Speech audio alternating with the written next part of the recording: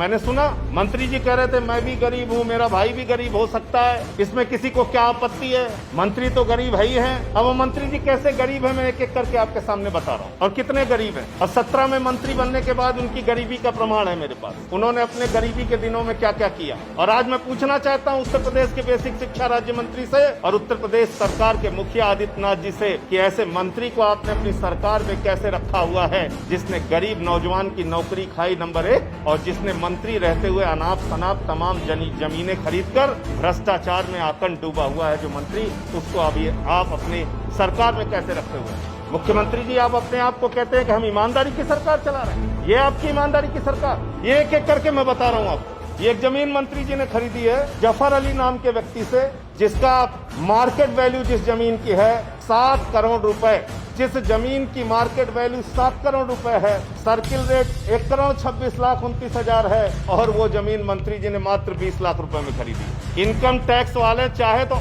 आज बेसिक शिक्षा मंत्री के यहाँ छापा मार के उनकी गिरफ्तारी करवा सकते हैं, ये सीधा सीधा फर्जीवाड़ा है। उसके बाद मंत्री जी ने ग्राम कंदालालपुर में एक जमीन खरीदी अपनी माता जी के नाम पे, वो जमीन 12 लाख रुपए में खरीदी गई है, जिसका सर्किल रेट 65,45,000 रुपए है, और जिसकी बाजार की वैल्यू कम से कम 5 करोड़ रुपए की। तीसरी जमीन ग्राम इडवा, ये इसके विक्रेता हैं रमेश चंद, और ये भी मंत्री जी के माता जी के नाम पे है कालंदी, इसका सर्किल रेट 22 लाख रुपए है, और इसको खरीदा गया है 20 लाख रुपए में, और इसकी मार्केट वैल्यू जो है वो लगभग 2 करोड़ रुपए की है। तीसरा ग्राम सनिचरा में जमीन खरीदी गई है, विक्रेता है तिलकराम, क्रेता है कालिंदी जी उनकी माता जी, और ये जमीन जिसका सर्किल रेट 23,69,000 रुपए है, ये मंत्री जी ने खरीदी है 8 लाख रुपए में, और इसकी मार्केट वैल्यू कम से कम 2 से 3 करोड़ रुपए है। और ये सारी जमीनें उत्तर प्रदेश के बेसिक शिक्षा राज्य मंत्री सतीश द्विवेदी जी ने मंत्री बनने के बाद खरीदी है।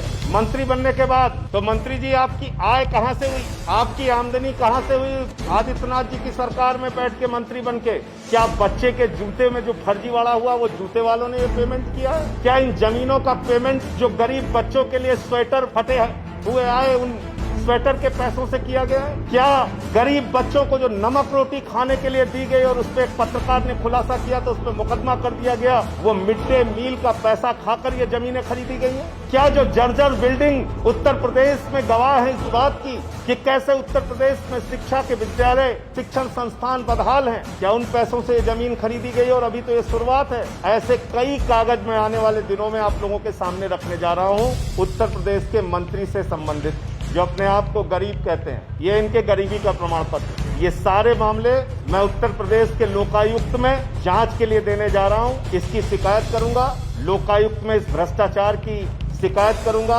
और भी जो कागजात मिलेंगे उसको भी उसके साथ जोड़ूंगा। मंत्री को आदित्यनाथ जी को तुरंत बर्खास्त करना चाहिए, उनको 1 मिनट भी अपने पद पर बैठने का अधिकार नहीं है। जो एसडीएम जो वीसी फर्जी प्रमाण पत्र जिसने बनाया उन लोगों को गिरफ्तार करके जेल में डालना चाहिए, और उत्तर प्रदेश में एक उच्च स्तरीय जांच होनी चाहिए कहां ऐसे ऐसे मंत्रियों के रिश्तेदारों को किन किन नौकरियों में रखा गया, और उन लोगों के खिलाफ भी कार्रवाई होनी चाहिए। मैं धीरे धीरे करके और भी जो माननीय मंत्री उत्तर प्रदेश में बत्तियों में घूम रहे हैं, एम्बेसडर में घूम रहे हैं, बंगलों में रह रहे हैं, उनसे संबंधित जो कागजात आएंगे वो आपके सामने करेंगे। लेकिन आज मैं सिर्फ इतना कहना चाहता हूं कि मंत्री के भाई का इस्तीफा कराकर ये ड्रामा और नौटंकी करने से काम नहीं चलेगा। ये एक बहुत बड़ा गुनाह और अपराध है जो जानबूझकर संविधान की शपथ लेने वाले एक मंत्री ने किया। जो मंत्री 1621 शिक्षकों की मौत को 3 गिनता है, जो मंत्री उत्तर प्रदेश में शिक्षा की बदहाली के लिए जिम्मेदार है और तमाम जमीनें खरीद कर बैठा हुआ है, उस मंत्री के ऊपर कार्रवाई होनी चाहिए, उस मंत्री की जांच होनी चाहिए।